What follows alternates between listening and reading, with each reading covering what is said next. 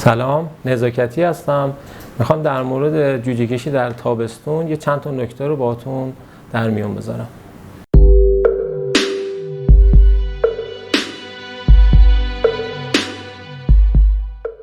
معمولا پرنده‌هایی که شما نگهداری میکنید یا قصد نگهداری دارید، اینا توی یه تایمی شروع به تخم‌گذاری میکنن. توی فارم‌های صنعتی خب خیلی چون پیشرفته هستن و دستگاه‌های خنک کننده خیلی خوبی دارن، چیلرهای صنعتی دارن، این رو میان بر اساس نیاز بازار پرنده ها رو تحریک به تخم‌گذاری میکنن و دما و نور رو براشون تهیه میکنن که بتونن به بازار برسن. ولی توی جاهایی است که به صورت سنتی نگهداری میشه و یا نیمه صنعتی، یه مقدار خیلی زیادی این عوامل بستگی به فصل ها داره.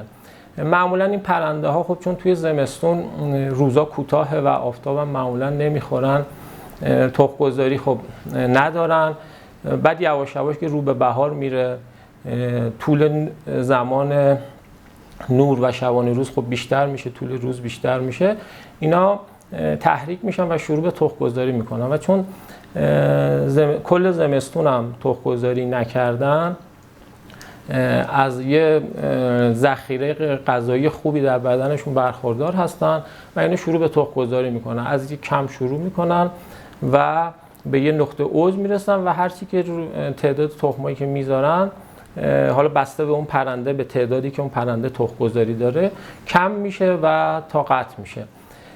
خب این پرنده ها ممکنه موقعی که دارن تخم‌گذاری میکنن به فصل تابستون برسه و این تابستون و گرم بودن هوا یه سری مشکلاتی رو برای شما به وجود بیاره که این نکاتی رو برای شما میگیم که این نکات بتونه به شما کمک بکنه و به بهره‌وری شما رو بالاتر ببره.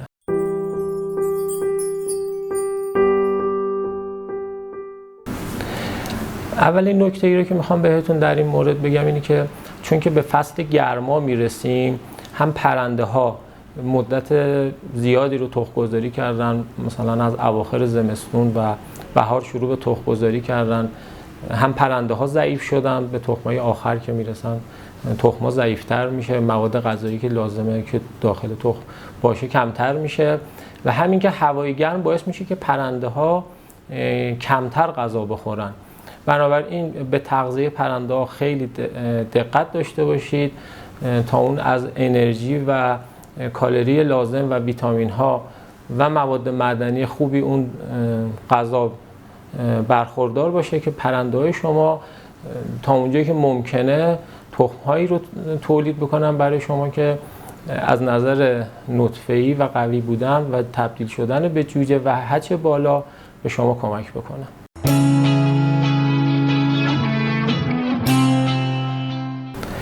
دومین نکته ای که در فصل تابستون باید دقت زیادی بهش بکنید، جمع آوری تخم هایی که توسط پرنده ها گذاشته شده. حالا اگر بعضی از پرنده ها ممکنه یه مقدار ساعت های متفاوت تری تخم گذاری بکنن، ولی تو هر زمانی که پرنده های شما تخم گذاری میکنن، سعی کنید که به جای روزی یک بار، روزی چندین بار تو این فصل سرکشی بکنید و توی تایم های مختلف تخم ها رو سریع جمع آوری بکنید. چون همونجور که گفتم شما نمیتونید اون مکانی رو که دارید به اون دمای مورد نظر برسونید.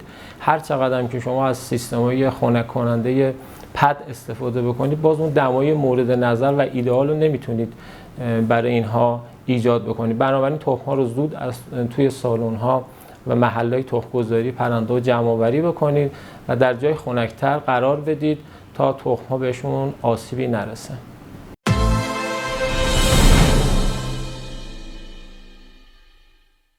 نکته بعدی که باز باید رعایت بکنید، زمان نگهداری تخم‌های نطفه‌داری هست که شما قصد اینو دارید که از اونها جوجه کشی به عمل بیارید.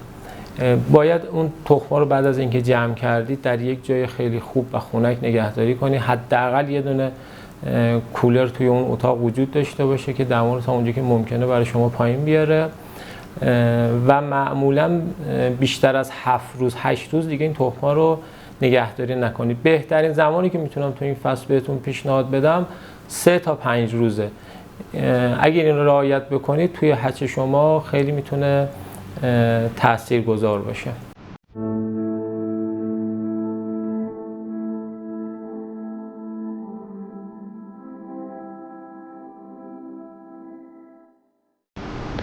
نکته پایانی رو که میخوام بهتون بگم در مورد دستگاه‌های جوجه کشی هستش که شما دارید این تخم‌ها رو داخلش میذارید. حتما اون اتاقی هم که دستگاه جوجه کشی رو میخواید داخلش بذارید دارای سیستم خنک کننده باشه، حداقل یه دونه کولر آبی رو داشته باشه، چون که مخصوصا روزهای آخر که روزهای هچ گفته میشه تخم‌ها اصطلاحاً گرمازا میشن، چون خون میفته دور جوجه ها و زیر اون پوسته یه گرمایی رو اونا اضافه میکنن که اون پایین آوردن دما تو زمان هچ هم به خاطر همینه دقیقاً.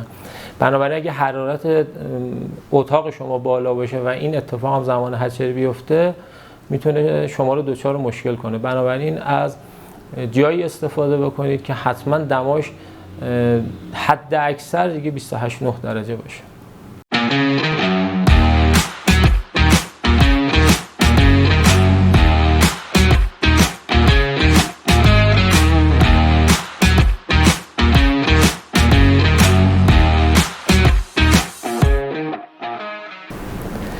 برای دیدن فیلم‌های آموزشی بیشتر و خواندن مقالات میتونید به سایت شرکت بلدرچین دماوند و یا شبکه‌های اجتماعی شرکت مراجعه فرمایید.